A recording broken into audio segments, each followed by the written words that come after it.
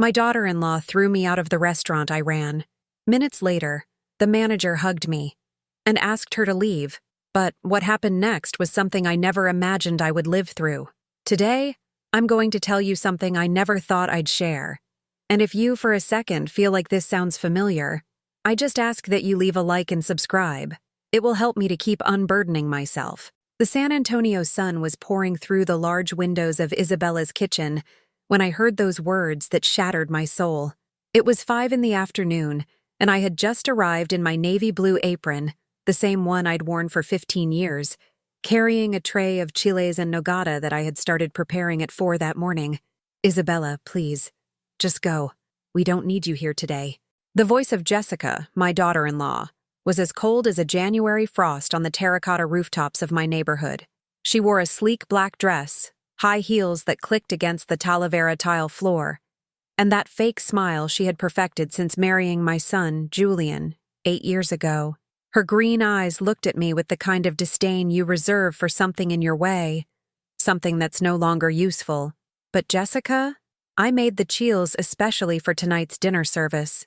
You know Mr. Thompson always orders them when he comes with his business partners. It's my recipe, the one I learned from my mother back in our old neighborhood near Mission San Jose." My voice came out trembling, heavy with the confusion you feel when the world shifts beneath your feet.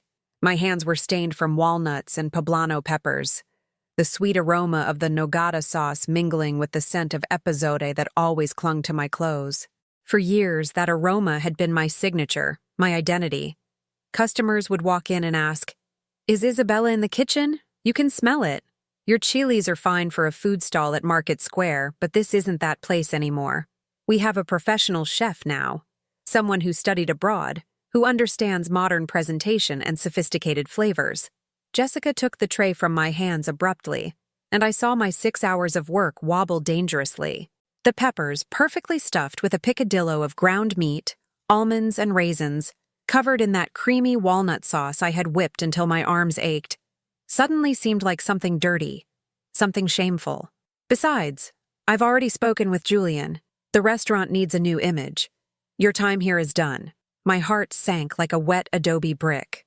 My time. As if my 40 years of cooking, my pre-dawn mornings preparing masa for tortillas, my afternoons grinding spices on my grandmother's volcanic stone metate, were simply time served. As if Isabella Garcia, 64 years old, a widow for 5 years, mother of 2, and grandmother of 3, was just another employee retiring when she could no longer keep up. Isabella's kitchen had been my life, my pride, my legacy. I opened it with my late husband, Robert, in 1998, in a colonial-style house in downtown San Antonio. We started with 4 tables, a clay comal, and my great-grandmother's mole recipe, passed down through generations. Every dollar we earned, we reinvested. Better ingredients, more tables, that wood-fired oven we installed in 2005, which cost me 3 months of not buying myself a single new pair of shoes. When Robert died of a heart attack 5 years ago, I took charge of everything. I managed the shopping at the Market Square at 5 in the morning, supervised the kitchen staff, greeted important customers, and kept the books in hardcover ledgers I guarded fiercely at home. The restaurant thrived under my care. We grew to have 15 employees, a loyal clientele of business people and old San Antonio families, and we were even mentioned in a travel magazine as the authentic taste of San Antonio. But everything changed when Jessica entered our lives. She came from Dallas with her MBA, her proper way of speaking, and her modern ideas about how a business should be run. At first, she seemed interested in learning, asking me questions about the recipes, taking notes in an expensive leather-bound notebook. But slowly, she began to suggest changes. The portions were too large. We needed a modern point-of-sale system. The decor looked too folksy.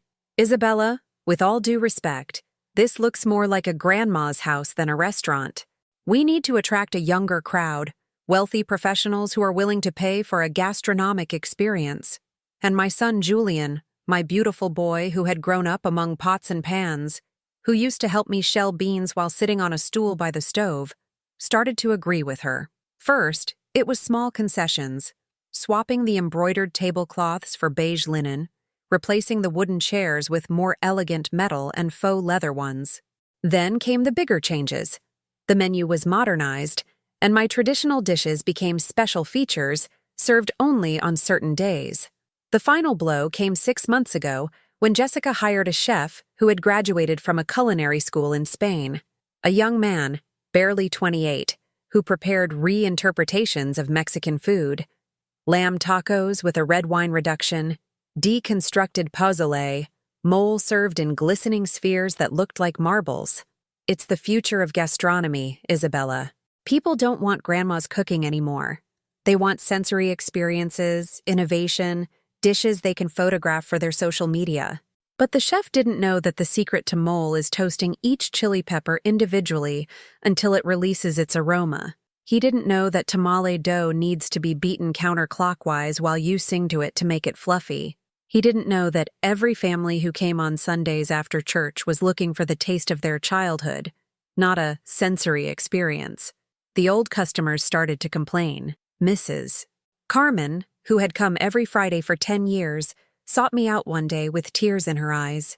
Isabella, what happened to your pozole? It used to taste like the one my mother made in Michoacan. Now it has strange flavors I don't understand. But when I mentioned this to Jessica, she replied with that perfected condescending smile. Isabella, you're resisting change because you're afraid of it. But the numbers don't lie. We're making more money than ever. We have reservations from people who drive 6-figure cars, who can pay $150 a person. Isn't that what we want? The money. It always came back to the money. Jessica spoke of cash flow, profit margins, return on investment. Words that sounded important but made me feel small, ignorant, as if my 40 years of experience were worthless compared to her university degree. And there I was, on that October Tuesday, with my tray of rejected chilies and nogada, watching the restaurant that bore my name fill up with people who didn't know me, who had never tasted my original cooking, who would pay exorbitant prices for dishes that had no soul. Go home, Isabella. Get some rest. You've done enough for this place. Enough. As if my dedication had an expiration date. As if the love I had poured into every tortilla, every salsa, every smile for our guests was something that could be used up. I walked out of the restaurant, my cheeks burning with shame, carrying my rejected tray like evidence of my own obsolescence. The historic downtown streets stretched out before me, and every step I took toward my house in the Monte Vista neighborhood echoed with a question I didn't want to ask myself. How did I get here?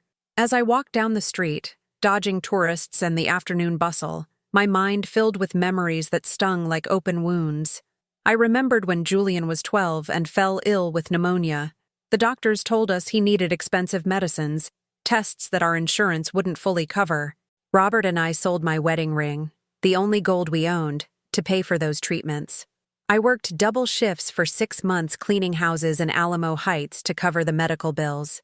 Jessica knew this story. I had told her one Christmas when she asked why I didn't own any jewelry like other women my age. We invested everything in our children, I told her then, thinking she would understand, that she would value the sacrifice.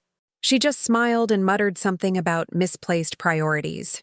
I arrived at my house, a modest 2-story home with a pink stone facade that Robert and I bought in 1995, and sat down in the kitchen that perpetually smelled of cumin and avocado leaves. On the table were the documents I had been reviewing that morning: invoices, receipts, bank statements, papers that told the story of a woman who had given everything without asking for anything in return. There was the tuition receipt for Julian's private university, $25,000 that I paid by cashing out the savings I'd scraped together, dollar by dollar, over 10 years, dreaming of remodeling my kitchen.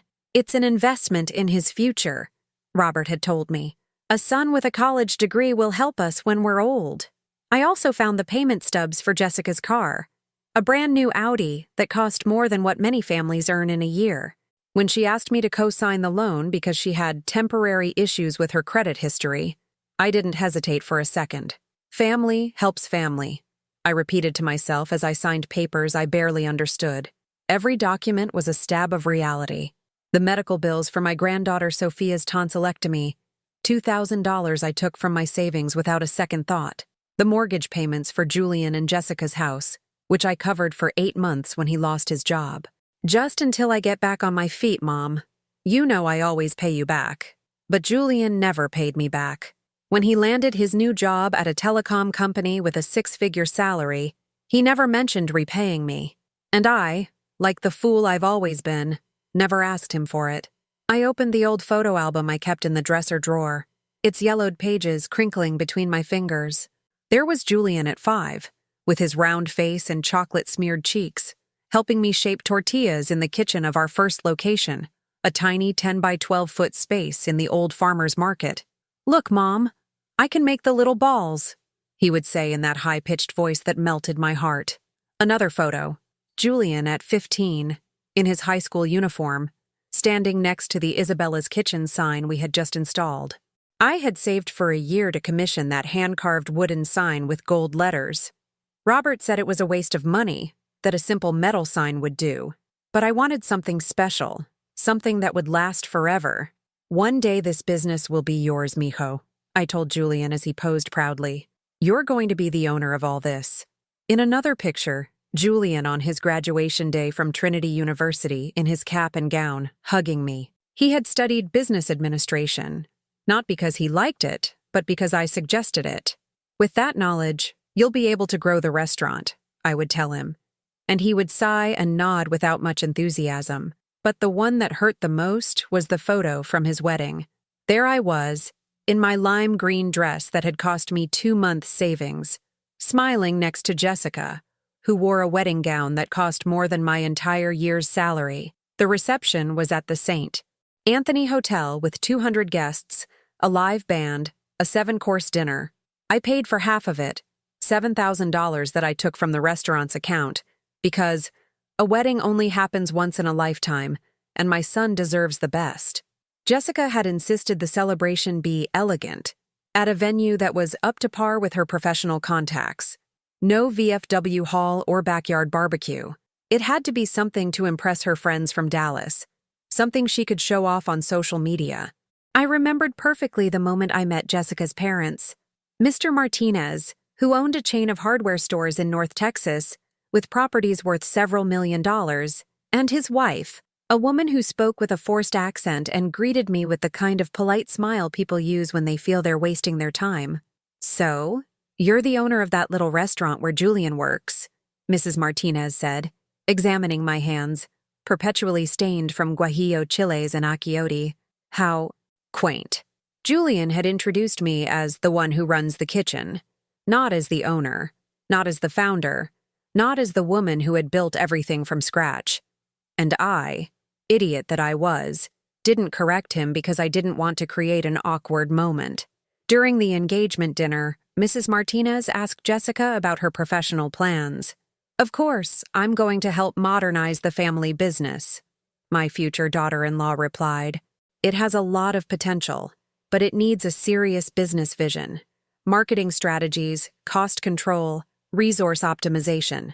Pretty words that sounded like progress, like a bright future. Robert, who was already sick, though we didn't know it yet, squeezed Julian's hand and whispered, "You're a lucky man, son. This girl is going to help you go far." But I, from that moment, felt something strange in my gut, a feeling that Jessica didn't see a family in us, but an opportunity. The way her eyes calculated, how she took mental notes of everything, how many tables we had, how many customers we served a night, approximately how much money we handled. After the wedding, the changes began gradually. First came suggestions about cleanliness. The tables needed fresh linens every day, not every 3 days as we had always done. Cloth napkins seemed unhygienic, and it was better to use disposable ones. The clay tile floor stained too easily, and we should replace it with porcelain. Then came the critiques of the menu. "Isabella, the mole is too heavily spiced for the modern palate. Young people prefer milder flavors. Why do we serve so many beans? They're so heavy, so common. We should add salads, light options, things for vegetarians." Every suggestion came with data. I've been researching, and the gourmet market is growing 15% annually in San Antonio. Restaurants that adapt to new trends increase their profit margins by up to 300%. We have to think bigger, generate more dividends, maximize our return on investment. And Julian, my son who had grown up on my cooking, started to nod along with everything his wife said. "Mom, Jessica studied this. She knows about numbers, about marketing. We just know how to cook. We just know how to cook," as if cooking were a small thing, as if feeding the families of San Antonio for 20 years was a minor accomplishment, as if my calloused hands and my early mornings at the market were less valuable than a college degree. The last straw was when Jessica asked me to teach her all my recipes to systematize them. She said we needed to standardize processes so any cook could follow the exact formulas. I spent weeks writing down secrets I had held in my memory for decades. How much chili piquin goes into the salsa for the taquitos? What kind of tomatoes to use for the caldo? How to know when the oil is at the perfect temperature for frying quesadillas? I handed her a 50-page notebook, handwritten with every detail, every trick, every secret I had learned from my mother and my grandmother. I thought it was to preserve our family tradition, to ensure that my grandchildren could one day cook like their great-grandmother. But Jessica took that notebook and gave it to the Spanish chef. My recipes became the base for his creative reinterpretations. My 30-ingredient mole was transformed into a dehydrated powder that could be prepared in 5 minutes. My sweet tamales, which took 2 days to make correctly, became stuffed corn miniatures served as an appetizer. One afternoon, I found Jessica photocopying my recipe notebook in the restaurant office. "Why do you need copies, mija?" "It's to back up the information, Isabella, in case the original gets lost." But I knew she was lying. Jessica was protecting her assets, making sure that if I ever decided to leave, she would have everything she needed to keep operating without me. That night, I cried until my eyes were swollen shut. Robert had been gone for 2 years, and I felt more alone than ever. My son seemed to have become a stranger who spoke of financial projections and brand expansion. My grandchildren visited less because Grandma lives too far from downtown, according to Jessica. And I kept getting up at 5 in the morning to go to the market, kept kneading dough and grinding chilies, kept smiling at customers even though my soul was dying inside. Because I still believed, what a fool I was, that family love was stronger than money, that my sacrifices would be rewarded with affection and respect, that Julian would one day remember who had raised him, who had paid for his education, who had built everything he now enjoyed. But bank accounts don't lie. The papers scattered across my kitchen table told the truth I didn't want to see. I had given everything and had almost nothing left. 3 weeks after being thrown out of the dining room with my rejected chilies, I received a call that chilled my blood. It was Julian, but his voice was distant, professional, like he was speaking to a problematic vendor. "Mom, we need to talk. Come to the restaurant tomorrow, but early, before we open to the public." The tone was not one of affection. It was business.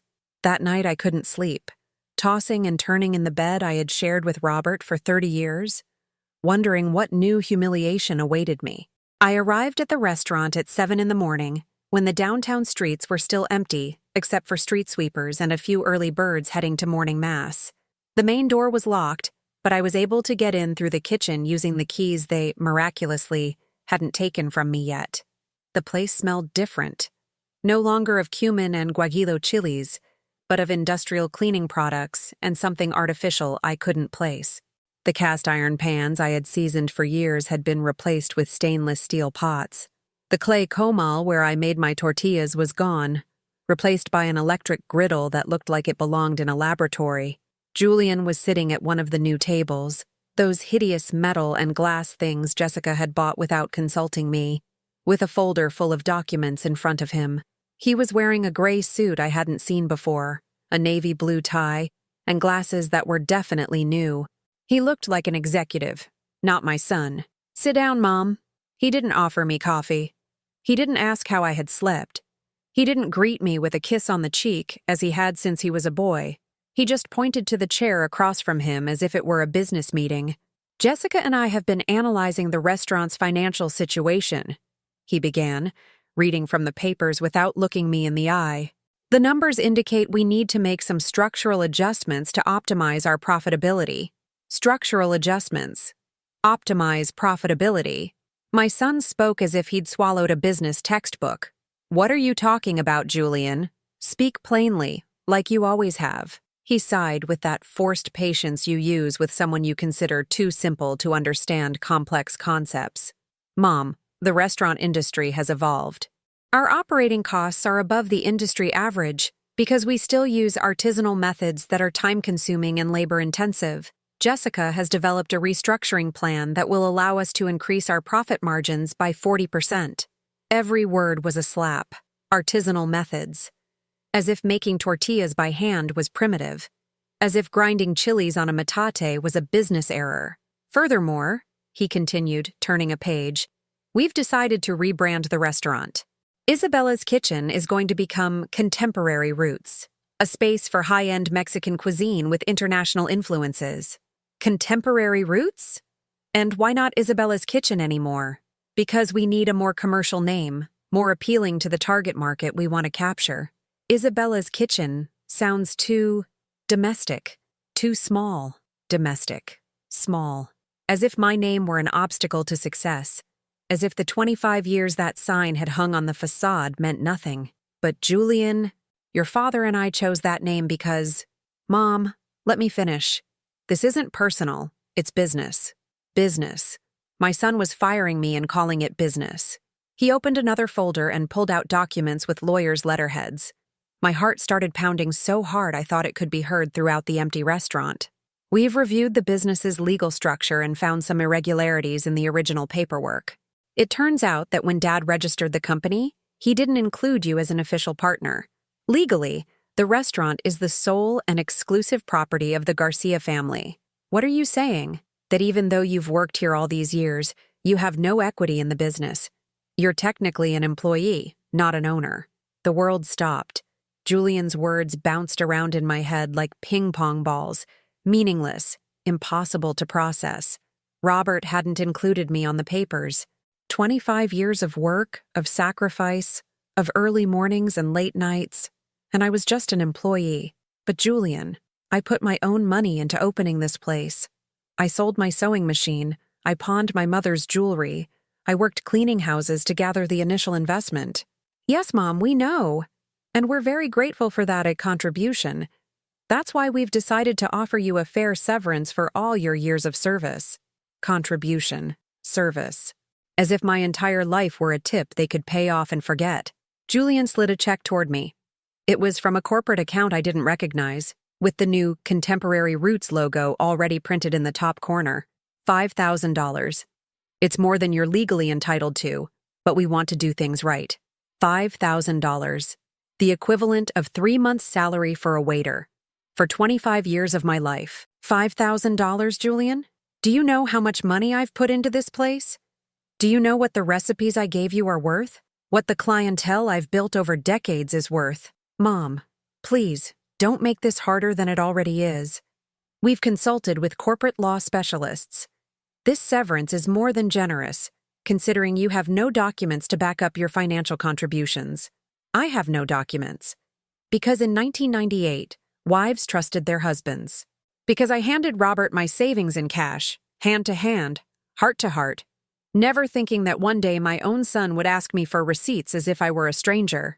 Besides, added Jessica, who had appeared silently from the kitchen door like a snake, we think this is what's best for everyone. You're at an age where you should be enjoying your retirement, not working in such demanding conditions. And there she was, with her perfectly styled hair even at 7 a.m, her silk blouse that cost more than my monthly rent, and that fake smile she had perfected for occasions just like this. We've calculated that with the $5,000 in your Social Security, you can live comfortably without needing to work. It's a golden opportunity for you to rest after so many years of hard work. Social Security. The few $100s a month that barely covered my blood pressure medication. Live comfortably. In Jessica's dream world, maybe. And if I don't accept… Julian and Jessica exchanged a look that sent a chill down my spine. Mom, I really hope it doesn't come to that. But if you decide to complicate things, we'll have to take legal action. Technically, you've been working without a formal employment contract. That exposes us to government fines. We'd have to regularize your employment status immediately. Regularize my employment status. A threat wrapped in gift paper. Also, Jessica added in a syrupy voice, we've noticed that lately your capabilities haven't been at the level the restaurant requires. Customers have complained about inconsistencies in the flavors. The chef has had to correct several of your dishes. Lies. All lies. But she said it with such certainty, with such conviction, that for a moment I doubted myself. Was it true that I didn't cook like I used to? Had my seasoning become bland without me realizing it? I stood up from the chair on trembling legs. My whole body felt heavy, as if it were made of lead.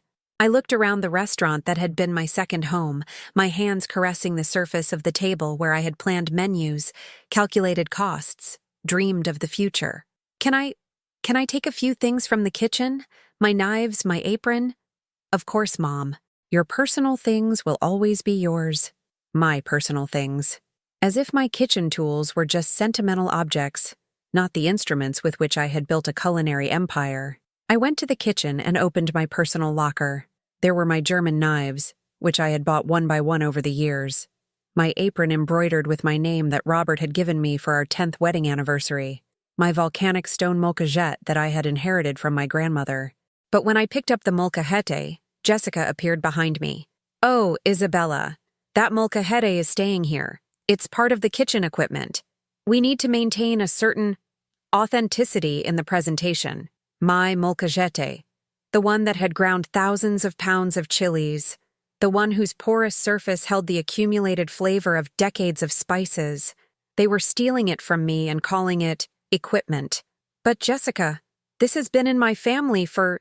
It's been decided, Isabella. You can take your knives and your apron, but the traditional utensils stay to maintain the restaurant's image. I walked out of there carrying a plastic bag with my meager belongings, feeling as if I had just attended my own funeral. On the sidewalk, I stopped and looked back at the Isabella's Kitchen sign still hanging on the facade. In a few weeks, they would replace it with Contemporary Roots, and it would be as if I had never existed. The $5,000 check burned in my hand. It was the price they had put on my life, the value they assigned to 25 years of love, sacrifice, and dedication. That night, sitting in my empty kitchen, I made a decision that would change everything. I was not going to sign. I was not going to accept being erased from history as if I were a bookkeeping error. I put the check in a drawer, uncashed, and for the first time in months, I slept soundly. Because I had understood something fundamental. When you have nothing left to lose, you become very dangerous. 5 days after I refused to sign my termination papers, the war began. Julian showed up at my house on a Tuesday afternoon, accompanied by Jessica and a man in a suit who introduced himself as Mr. Ramirez, a specialist in labor law. They came armed with binders, legal codes, and the superior attitude people adopt when they believe they hold all the cards. "Mom, this is getting out of hand," Julian said, not even waiting to be invited in. They settled into my living room like invaders conquering enemy territory. "Your refusal to cooperate is putting us in a very difficult position." The lawyer opened his briefcase and pulled out documents with official seals that made my head spin just looking at them. He had a nasally, cold voice, as if he were reading a weather report. "Mrs. Garcia, my investigation indicates that you have been working without a formal contract for over 2 decades. This constitutes a serious violation of the Fair Labor Standards Act. Your employers could face fines of up to $100,000 for this situation. $100,000. A fortune that could ruin any business." He said it as if it were my fault, as if I had been a criminal working in the shadows instead of a mother building her family's future. "Furthermore," the lawyer continued as Jessica nodded with feigned gravity, "there's the issue of unpaid payroll taxes to the IRS.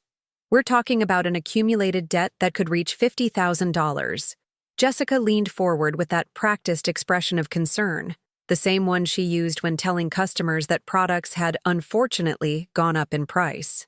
"Isabella, please understand, we don't want to hurt you, but if the Department of Labor decides to investigate the restaurant, this could become a criminal matter." Julian could face charges for labor exploitation. Labor exploitation. As if my own son were an abusive boss and I were an ignorant victim. As if it hadn't been my decision to work day and night because I believed in our family project. Julian looked uncomfortable, but not enough to stop this legal charade. He was sweating despite the air conditioning in my living room, and he avoided my gaze like a child who knows he's doing something wrong but doesn't have the courage to admit it.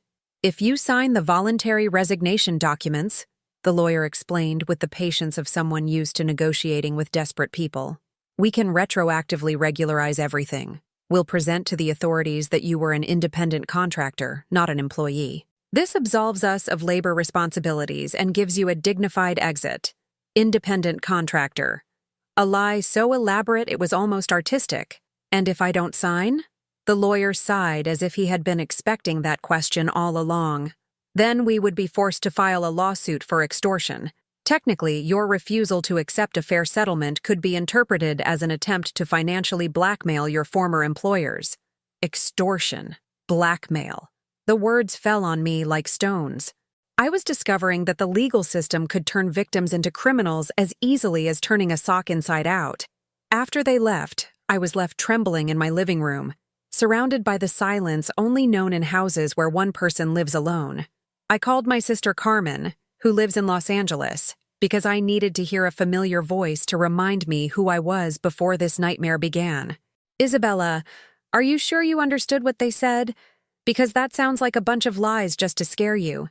Carmen was right, but fear had already taken root in my stomach. I didn't understand laws. I had never needed lawyers. I had always solved my problems with honest work and goodwill.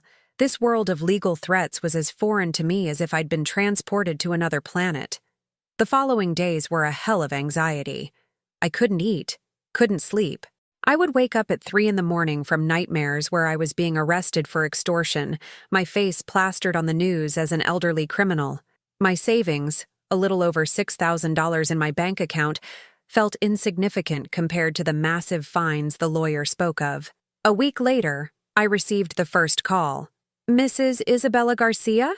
a female voice asked, professional but cold. "Yes, this is she. This is Patricia Jimenez from Human Resources at Contemporary Roots. I understand you previously worked at our facilities under an informal agreement." Informal agreement. That's what they were calling 25 years of my life now. "We are in the process of an internal audit and need you to confirm certain information regarding your collaboration with the company." For 40 minutes, that woman asked me questions designed to confuse me. What days did I work? How many hours? Did I receive direct orders from a supervisor? Did I have a fixed schedule? Every answer I gave seemed to be the wrong one, as if I were falling into traps I couldn't see. By the end of the call, I felt as if I had confessed to crimes I didn't know I'd committed. 2 days later, a uniformed young man showed up at my door with an official summons. I had to appear at the Department of Labor office for a routine investigation into labor irregularities reported by an anonymous citizen. The night before the appointment, I couldn't sleep a wink. I got up at 4 a.m. to make coffee and just sat in my kitchen, watching the sun slowly rise over San Antonio, wondering how I had gotten to this point. My life had become a soap opera, full of family betrayals and legal problems I didn't understand. The government offices were exactly as depressing as I had expected. Long hallways with worn linoleum floors, fluorescent lights that hummed like giant mosquitoes, metal desks where bored officials managed the destinies of people like me. The official who saw me was named Rosa Elena Vasquez, and she had the permanently weary face that people develop after too many years of dealing with files and complaints. She reviewed my documents with the speed of someone accustomed to processing similar cases every week. "Mrs. Garcia, according to the complaint we received, you worked for over 2 decades without a formal contract, without benefits, without basic labor rights. That constitutes a serious violation of the Fair Labor Standards Act." "But ma'am, I didn't know that was illegal. It was a family business. I worked with my son." A family relationship does not exempt one from complying with the law. In fact, some of the most serious cases of labor exploitation occur precisely in family businesses where trust is abused. Every word was a stab. Labor exploitation. Abuse of trust. as if Julian were a monster and I were an ignorant victim who had needed the government's protection for decades without knowing it. "I'm going to be very clear with you," the official continued, closing my file with a sharp snap. "If we decide to proceed with this investigation, your son and daughter-in-law could face fines of up to $200,000 and possible criminal charges. Is that what you want?" It wasn't what I wanted. Of course it wasn't. But I also didn't want my entire life to be stolen from me, only to be threatened with jail for demanding justice. What are my options? Sign a settlement agreement acknowledging that your employment situation was due to a mutual misunderstanding, not employer negligence. In return, they would pay you a fair financial compensation, and everyone could move on with their lives. A fair financial compensation, surely the same $5,000 they had offered before, but now wrapped in legal terminology to make it sound more respectable. I left those offices feeling as if I had just visited a court where the only crime was having trusted your own family. The system was designed to protect the employers, not the mothers who had dedicated their lives to building something with their children. That afternoon, as I walked through downtown San Antonio, I passed by Isabella's Kitchen, now officially Contemporary Roots, according to the new sign they had installed. Through the windows, I could see the renovated interior, elegant tables, dim lighting, waiters dressed in black moving like well-trained robots. I didn't recognize a thing. They had painted the walls gray, replaced the clay floors with modern tile, installed a minimalist bar where my corner of homemade desserts used to be. It was like seeing the corpse of someone you loved, made up and dressed for a funeral to which you hadn't been invited. At the entrance, there was a sign with the new menu. The prices made my head spin. $35 for a deconstructed mole, $20 for signature tacos, $80 for a 5-course tasting experience. The dishes I used to sell for $10 now cost 5 times as much, served by a chef who probably earned in a month what I had earned in a year. That's when I saw him. Julian, my son, dressed in a suit that cost more than my monthly rent, greeting a table of business people arriving in luxury cars. He shook their hands firmly, smiled professionally, exuding the confidence that only people who handle large sums of money possess. He looked successful, prosperous, as if he had finally found his place in the world. And that place, apparently, had no room for the woman who had raised him. For a few minutes, I stood there, invisible behind the glass, watching my son in his new role as a successful entrepreneur. He didn't notice me. He was too busy impressing his important clients with anecdotes about his restaurant's evolution. That night, I made a decision that would change everything. I would not sign any papers. I would not accept being erased from history as if I had never existed. I would not let them turn me into a footnote in the biography of my son's success. If they wanted a war, they were going to get one. But this time, I was going to fight on my own terms. The Monday after my decision not to sign, something unexpected happened. While I was at the market square buying vegetables for my lunch, because one has to keep living even when the world is falling apart, I ran into Rosa, one of the waitresses who had worked with me for 8 years at Isabella's Kitchen. "Isabella, it's so good to see you!" she shouted from across the chili stand, carrying a grocery bag that looked like it weighed more than she did. Rosa was 42, with 3 kids, and the calloused hands that only women who have worked their whole lives without a break possess. We hugged right there, amidst the smell of fresh cilantro and the clamor of vendors shouting their prices. It was the first sincere hug I had received in months, and I almost burst into tears right there like a fool. "Isabella, you have no idea how much we miss you at the restaurant. Nothing is the same.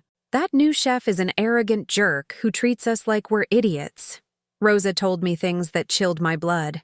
After I left, Jessica had fired 3 more employees, all over 40, and replaced them with young kids who accepted lower wages and didn't question orders.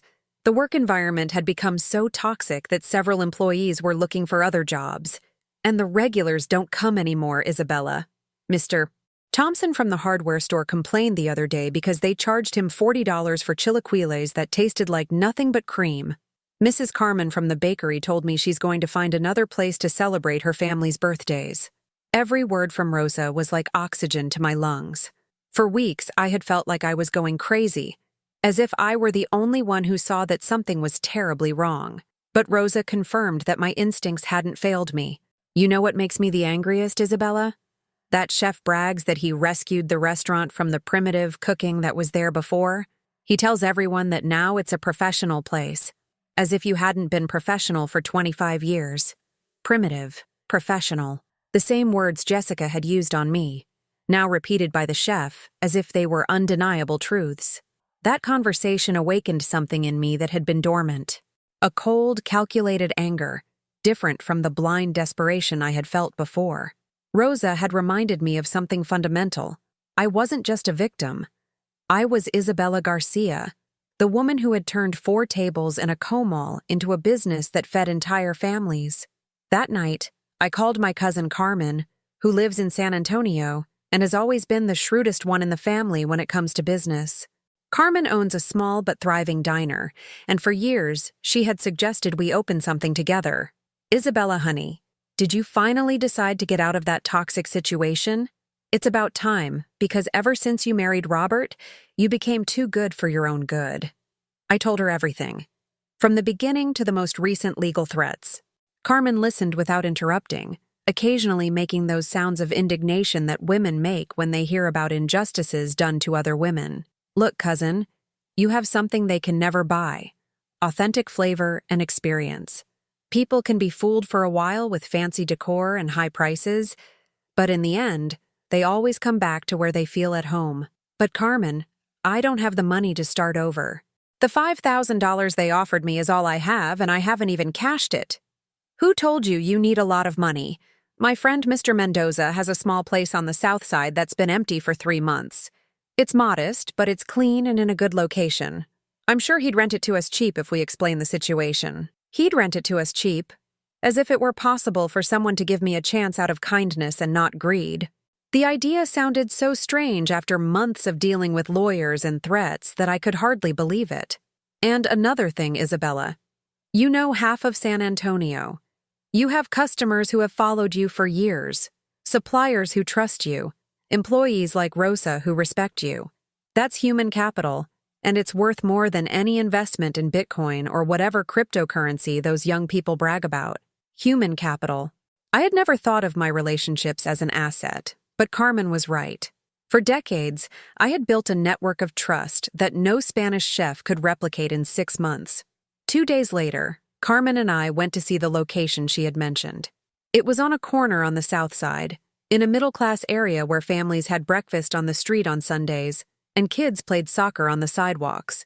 It wasn't elegant like downtown, but it had something contemporary roots had lost: soul. The place had room for 12 tables, a small but functional kitchen, and large windows that let in natural light. It smelled of dampness and neglect, but I could visualize what it would look like with colorful tablecloths, plants in the windows, and the aroma of pinto beans filling the air. Mr. Mendoza turned out to be a 68-year-old man, a widower like me, who had worked his whole life as a mechanic before deciding to invest in real estate.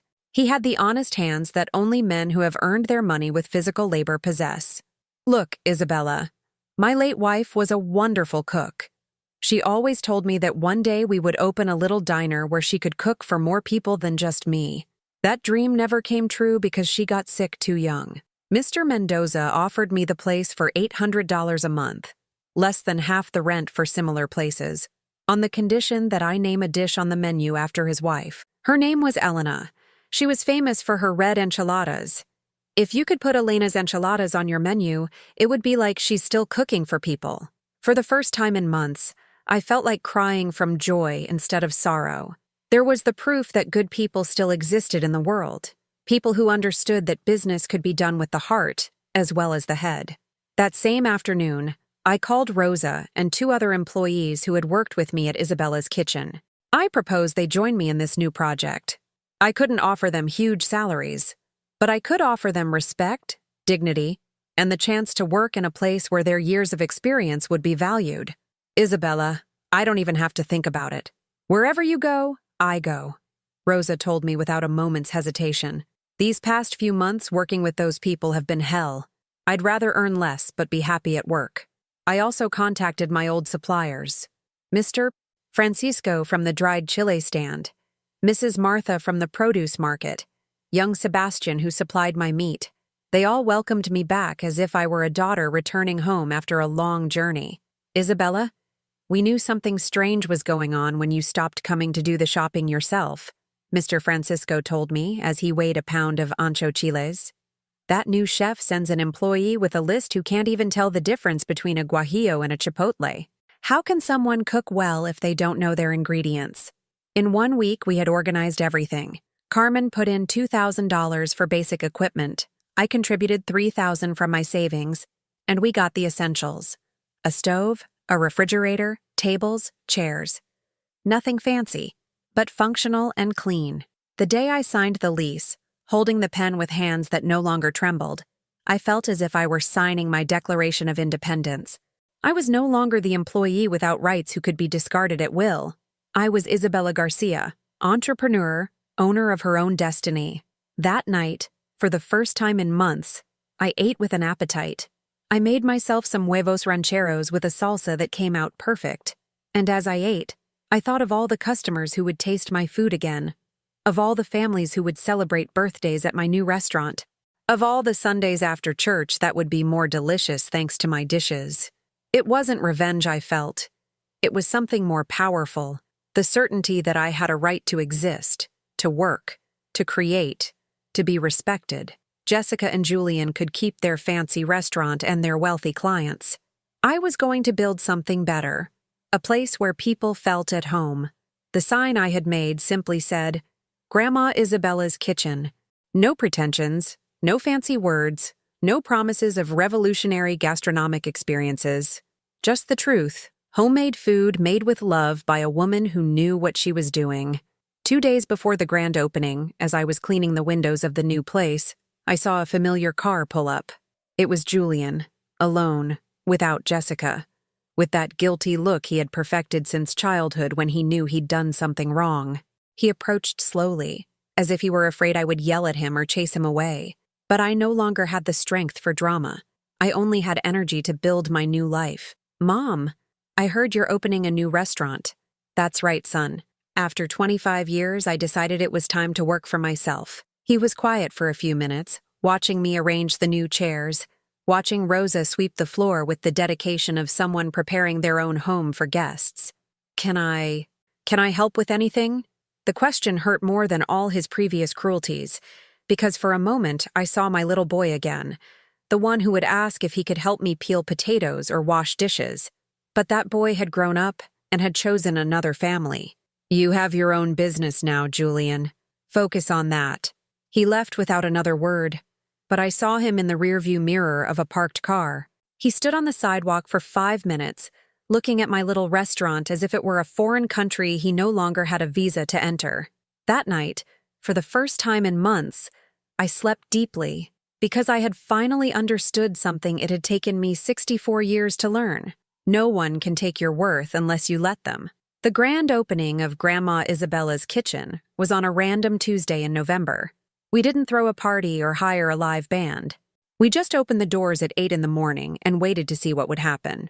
At 8:05, my first customer arrived. Mr. Alfonso, a 60-year-old construction worker who always used to have breakfast at Isabella's Kitchen before heading to the job site. Isabella, they told me you were over here now. Can you make me some huevos a la mexicana like you used to? Because in that fancy place you were at, they don't even know how to fry an egg anymore. Mr. Alfonso became my first official customer, and as I prepared his breakfast with all the love I hadn't been able to give for months, I felt like I was reclaiming a piece of my soul I thought was lost forever. Within 3 weeks, the place was full every day. Not because we were trendy or had a social media campaign. It was something simpler and more powerful. People came because they felt at home. Mrs. Carmen brought her entire family on Sunday after church. Her 5 children, her grandchildren, her friends. They took up 3 tables and ordered pozole, tostadas, and aguas frescas. When they finished eating, she approached the kitchen with tears in her eyes. Isabella, this is how it's supposed to taste. My 7-year-old grandson told me, Grandma, this pozole is just like the one you used to make when you were young. Do you know what that means to a grandmother? I knew exactly what it meant. It meant I was preserving memories, traditions, flavors that connected generations. I wasn't selling food, I was selling belonging. By December, we had a waiting list on weekends. Entire families lined up on the sidewalk, waiting half an hour for a table when they could have gone to any fast food restaurant and eaten in 5 minutes. But they chose to wait because they wanted something money couldn't buy: authenticity. My initial investment of $3,000 had multiplied fivefold in 2 months. Not because we charged exorbitant prices, my dishes cost less than half of what they did at Contemporary Roots, but because we sold a lot and spent little. No expensive decorations, no celebrity chefs, no marketing teams, just good food, honest service, and fair prices. Rosa had become my right hand. She wasn't just a waitress anymore. She managed the accounts, organized the shifts, and dealt with suppliers. She had a natural intuition for numbers that impressed me. "Isabella, if we keep up this pace, by March we'll be able to open a second location," she told me one afternoon as we counted the day's cash. "Look at these numbers. We're generating a net profit of $8,000 a month. That's more than many of the employees at Contemporary Roots ever made. $8,000 a month. More than I had earned in years working for my own son." The irony was so bitter it almost made me laugh. But the real moment of triumph came in January, when Richard Miller, the most respected food critic in San Antonio, showed up unannounced on a Tuesday afternoon. He was a slender man in his 50s, with a notebook where he took detailed notes on everything he tasted. He ordered the chicken mole, red rice, pinto beans, and a tamarind agua fresca. He ate in silence, occasionally jotting in his notebook, with the serious face that professional critics wear when they're evaluating. I was so nervous I burned the tortillas twice. When he finished, he asked to speak with me. "Mrs. Garcia, allow me to introduce myself. I'm Richard Miller, from the food section of the San Antonio Express-News. I've been hearing whispers about this place for weeks, and I finally came to check it out for myself." My heart leaped. Food critics had the power to make or break restaurants with a single review. If he wrote something bad about us, we could be out of business in a month. "I want to be honest with you," he continued. "In recent years, San Antonio has become filled with restaurants that prioritize style over substance. Places where they spend more on the decor than on the ingredients, where the chefs are more concerned with photos than with flavors." Every word was like an indirect stab at Contemporary Roots, though he didn't know it. "Your mole is exceptional. It's clear you know exactly what you're doing, that you understand every ingredient, every step of the process. This isn't restaurant food. This is home cooking, elevated to its highest form." Elevated? Yes. You have something that can't be taught in any culinary school: soul. Your food tells a story. Every bite speaks of tradition, of family, of love for the craft. A week later, the review was published. The headline read, "The Southside's Hidden Treasure, Where San Antonio's Culinary Tradition is Still Alive." Richard described each dish with a detail that made me cry with emotion, and he concluded by saying that Grandma Isabella's kitchen was a reminder that true gastronomic greatness needs no gimmicks or pretense, only knowledge, dedication, and respect for the ingredients.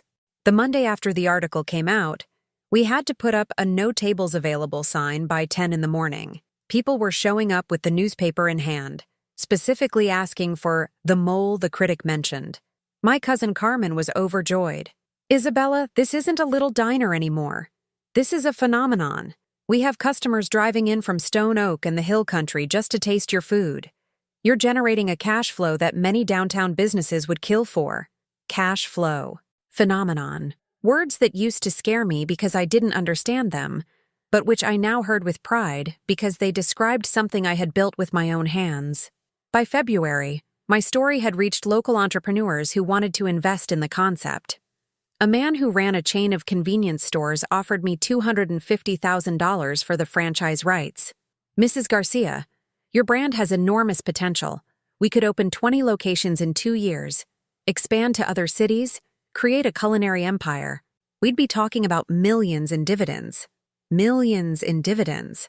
The phrase that would have made Jessica jump with excitement sounded strange to me, almost obscene. A culinary empire?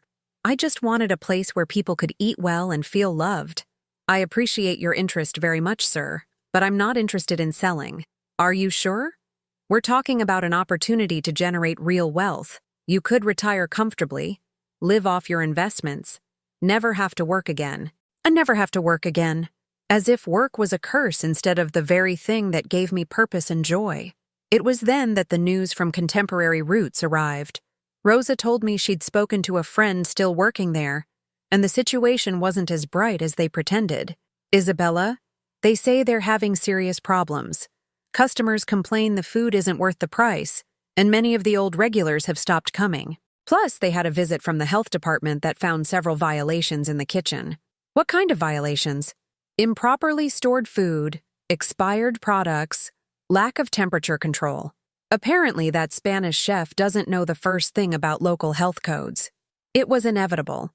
When your only concern is appearances and not substance, reality eventually catches up with you.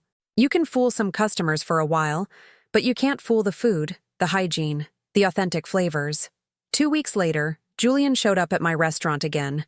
This time he wasn't alone. He brought my granddaughter Sophia, 12 years old, who ran to me as if years, not months, had passed. "Grandma, Dad told me you have your own restaurant. Is it true you were even in the newspaper?" Sophia had learned of my success from her school friends, whose parents had come to eat and talked about the famous grandma at home. The girl was proud of me in a way that broke my heart, because it reminded me that not all was lost with my family. Julian looked different. Thinner, more tired, without the corporate arrogance he had adopted months ago. He sat at a corner table and ordered the chicken mole, not looking me directly in the eye. When I brought him the plate, I saw him taste the first bite with his eyes closed.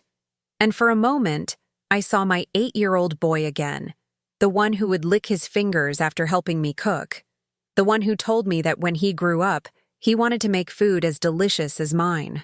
"Mom," he said quietly when Sophia went to the restroom, "this tastes exactly how I remember it, like you used to make at home when I was little. It's the same recipe, son. I never changed a thing." "I know. The problem is, I did." It was the closest thing to an apology I had heard from him in months. It wasn't enough to erase everything that had happened, but it was a start. That night, after closing the restaurant, I stayed alone in the kitchen washing dishes and thinking about how strange life can be. 6 months ago, I had been thrown out of my own business like trash. Now, I had entrepreneurs offering me millions for my brand, critics writing articles about my talent, and customers lining up to taste my food. But most importantly, I had regained something I thought was lost forever: my self-respect. I was no longer the invisible employee who could be discarded at will. I was Isabella Garcia, chef, entrepreneur, a woman who had built something valuable with her own hands. And if Julian wanted to be part of that again, he would have to earn it. Because I had finally learned the difference between love that is demanded and love that is deserved. The final showdown came on a Friday in March, when I least expected it. I was preparing the mole for the weekend, toasting chilies on the comal just as my mother had taught me 40 years ago, when Rosa ran into the kitchen with a look on her face I had never seen before. Isabella, Julian, and Jessica are outside, but they're not alone. They have about 5 people with them, and one has a video camera. My heart started pounding like a drum line. Through the kitchen window I could see them. Jessica in a black dress that probably cost more than my monthly rent. Julian in an unfamiliar gray suit, and sure enough, a professional cameraman with expensive-looking equipment. I walked out of the restaurant, wiping my hands on my apron, and was met with a scene I never imagined I would witness. Jessica had a smile that didn't reach her eyes and was speaking in a loud voice, clearly for the camera's benefit. "Isabella, so good to see you. You look wonderful. Julian and I have been talking a lot about this separation we've had as a family, and we decided it was time to clear the air publicly." Publicly. The word sent a shiver down my spine. What were they planning? "You see," Jessica continued, gesturing toward the camera, "we've come to apologize to you. We realize we made mistakes in how we handled the transition of Isabella's kitchen to a more modern concept." Mistakes. Transition. As if stealing my life's work were a simple administrative problem. "And we want to propose something we believe will be beneficial for everyone," Julian added, with the salesman's voice he had perfected in recent months. A partnership between Contemporary Roots and Grandma Isabella's Kitchen. A partnership. After everything they had done to me, after humiliating me, threatening me legally, and erasing me from my own history, now they wanted to be my partners. What kind of partnership are you talking about? I asked, noticing that several of my regular customers had stopped on the sidewalk to watch the spectacle. Jessica unfolded a binder with documents that looked fresh from the printer. We've developed an expansion plan that would combine the best of both concepts. Contemporary Roots would provide the infrastructure, the investment capital, and the modern business expertise. Grandma Isabella's Kitchen would provide the traditional authenticity and the media recognition you've achieved. Traditional authenticity. As if my 25 years of experience were just another ingredient in their recipe for success. The offer is very generous, Julian continued, reading from the papers like a news anchor. We're offering you a 30% stake in a new joint venture, plus a fixed salary of $5,000 a month as the executive chef of the traditional division. 30%. Fixed salary. Executive chef of the traditional division. Every word was a slap in the face disguised as a gift. Imagine, Isabella, Jessica added with manufactured enthusiasm, we could open 10 locations in 2 years, expand to Dallas, Houston, maybe even out of state. We'd be talking about a net worth of several $1,000,000 for everyone involved. Several $1,000,000. Net worth. They spoke as if they had invented a money-making machine, when the only machine they knew was how to exploit other people's labor. It was then that I realized what was really happening. It wasn't a coincidence they came with cameras. It wasn't a coincidence they spoke so loudly, using so many business terms. This was a performance for someone else. Who is filming you and why? I asked directly. Jessica hesitated for the first time since she had arrived. It's to document this historic moment of family reconciliation, and also because we have investors interested in the joint project who want to see the dynamic between the founding partners. Investors. There was the truth. Contemporary Roots was in financial trouble, and they needed my success to save themselves. They wanted to use my reputation, my clientele, my name, to rescue their failed business. How much money have you lost at Contemporary Roots? I asked bluntly. Jessica's smile faltered like a building in an earthquake. We haven't lost money, Isabella. We are simply in a process of restructuring to maximize our assets and optimize our return on investment. Restructuring, maximize assets, optimize return. Just fancy words for going broke. Julian, tell me the truth. How much do you owe? My son couldn't meet my gaze. He looked like he did when he was 12 and I caught him lying about his report card. Mom, it's not that simple. Business finances are complex and… How much, Julian? $150,000, he whispered, so quietly I could barely hear him. $150,000. Almost $250,000 in debt. There was the reason for this theatrical visit. For the investors. For the sudden need for family reconciliation. Rosa came up to me and whispered in my ear, Isabella, Mr. Miller the journalist is standing over there on the corner. Looks like he heard what was happening and came to see. Sure enough, there was Richard Miller with his notebook, observing everything from a safe distance but taking notes. If this ended badly, it would be in the paper. If it ended well, it would be in the paper too. Jessica, I said with a calmness I didn't know I possessed, may I see those documents you brought? She handed me the binder with the confidence of someone who thinks they've already won. I glanced at the papers quickly, but I didn't need to be a lawyer to understand what they meant. In this partnership, I would provide my name, my recipes, my reputation, and my customers. They would provide the debt, the legal problems, and total control over all business decisions. I would be the face of the brand, but they would manage all the money. You know what? I said, snapping the binder shut. Your proposal is very interesting, but I have a counteroffer. Jessica smiled with that look of premature triumph she had perfected. We're listening. I'll buy Contemporary Roots from you, in cash, for what it's actually worth right now. The silence that followed was so profound you could hear the traffic on the highway 3 blocks away. Buy us, Jessica stammered. Isabella, Where would you get the money to? I'm offering you $40,000. Cash, today. $40,000. But the restaurant is worth much more than that. Really? A restaurant that's $150,000 in debt, has health code violations, a dwindling clientele, and a chef who doesn't know a guajillo from a chipotle? What do you really think it's worth? Julian looked as if someone had thrown a bucket of ice water on him. Mom, you can't be serious. That place has sentimental value for the family. Sentimental value. Like the value it had for me before you threw me out like a troublesome employee. I pulled out my phone and dialed a number. Good morning, Mr. Herrera. This is Isabella Garcia. Can you come to the restaurant with my company's incorporation papers? I want to make a significant purchase. Yes, today. Mr. Herrera was the lawyer who had helped me legally establish Grandma Isabella's kitchen. An honest man in his 60s who charged me fair prices and explained everything in words I could understand. Wait here, I told Julian and Jessica. In an hour, you'll have my formal offer in writing. And if you don't accept it, tomorrow I'll offer you $30,000. And if you don't accept that, the day after, I'll offer you $20,000. You can't do that, Jessica yelled, completely losing her composure. That's blackmail. It's business, Jessica. Isn't that what you wanted? Pure business, no feelings involved? Richard Miller had moved close enough to hear the entire exchange. His eyes were shining with the excitement of someone who had just witnessed an incredible story unfold. Half an hour later, Mr. Herrera arrived with a formal purchase offer.